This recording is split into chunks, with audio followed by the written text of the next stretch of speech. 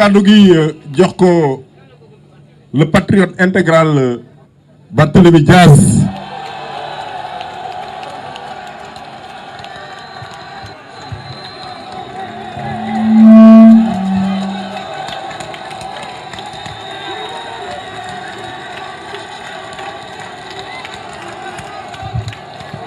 jërë ngeen jëf mbokk yi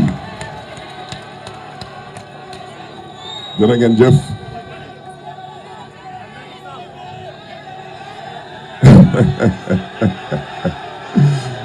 asalaamaaleykum mbokk yi asalaamaaleykum le mouvement M2D lu ma waxoon Bignona moom laay biralaat fii bokkuma naam ci M2D wante ku woote défense de la démocratie ma ñëw taxaw sa wet parce que Sénégal tey dañu bëgg a faagaagal démocratie bi te di ngeen ma may ma wax ci démocratie bi balaa may commencer loolu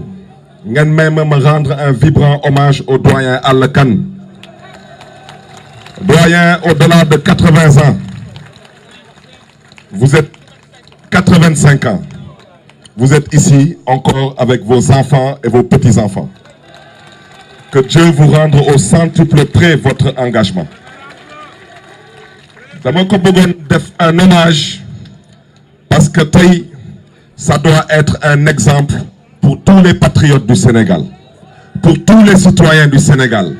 mais aussi pour ceux qui se disent être des opposants dans ce pays. Parce que ñun wax ci duñ ko raay parce que ñun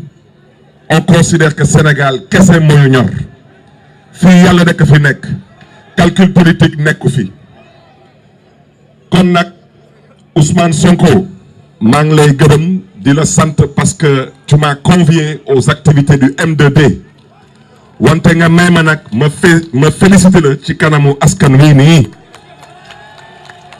Ousmane di nga ma jéggal ci kàddu yi parce que kooku suma yoon newu ci wante suma yoon mi ngi ci dama ne yéen Macky Sall la may déglu tu ma may seetaan te duma waxantu si vous ne vous mobilisez pas Ousmane Sonko bi septembre du ñu génn septembre te gars yi waa ji du ko jàpp dama ne man duma waxantu Ousmane Sonko bi nit daf wax na leen am na jabar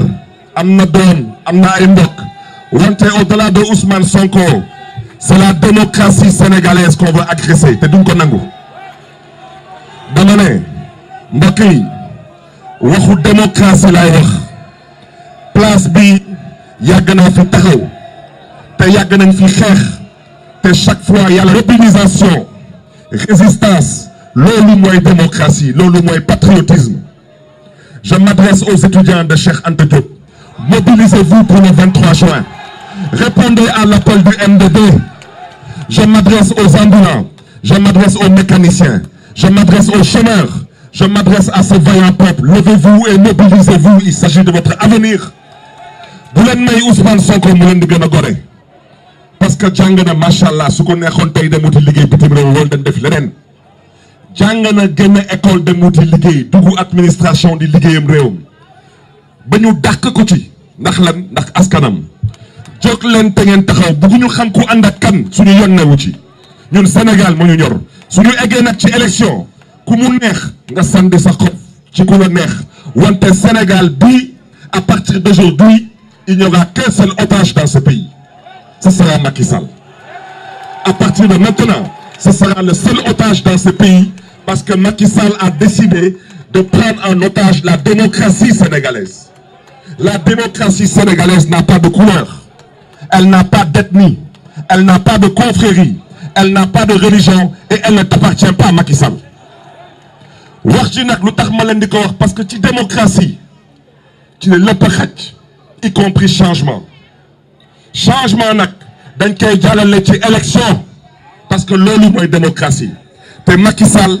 nee na moom fas yéene wul organiser élection Sénégal tey nag dinañ xam est-ce que Macky Sall dina organiser élection wala du organiser élection te wax jooju nag dama ne mbokk yi lu may wax dafa am solo Macky Sall nee na leen da ngeen di dem élection le 23 janvier 2022 lépp ay kàcc la ana ñu amul carte électeur fi yëkkati leen seen loxo yi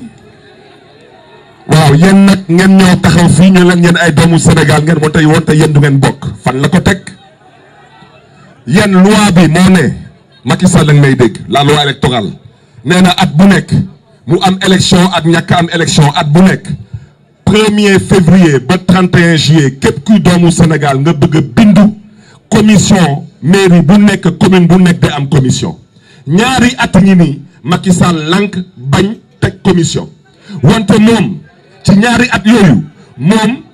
dugal na ci fichier bi 400 000 nit xamuñu sax est-ce que ay doomu Sénégal lañu mu ne ñoom dañuy voté wante yéen du ngeen voté kooku di leen ko lijjanti à travers la mobilisation Macky Sall nee na du ngeen jot ci carte électeur yi parce que tant que amul commission foog ngeen dem ci commissariat de police yi te su ngeen fa demee da ngeen di jox ay carte d'identité bind ci yéen bokku leen ci fichier bi loolu tamit mobilisation bi dina tax mu dàkk bu ci des Macky Sall nee na moom 2022 bii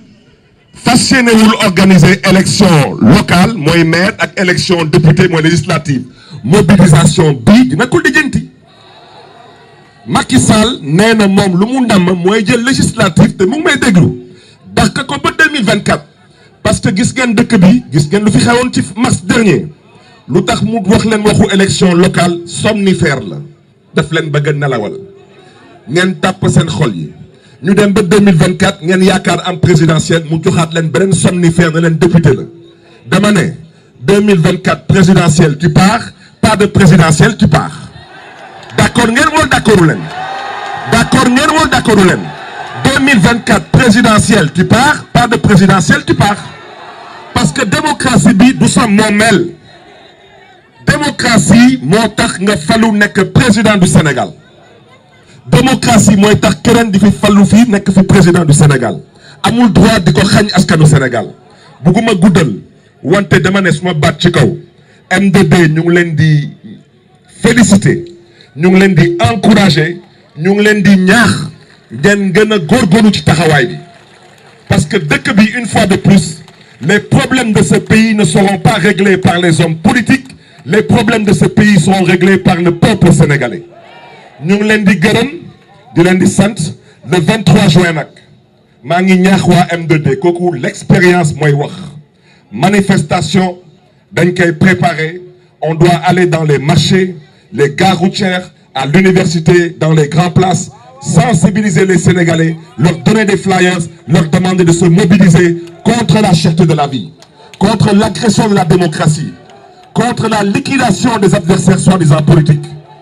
et surtout pour la libération de la démocratie sénégalaise. Elle doit respirer. Et je terminerai le mot d'ordre. Il n'y a qu'un seul otage au Sénégal pour 2024, c'est... Il n'y a qu'un seul otage jusqu'en 2024, c'est... kon nag bismillah. jërëjëf benn otage moo fi am Macky Sall la tudd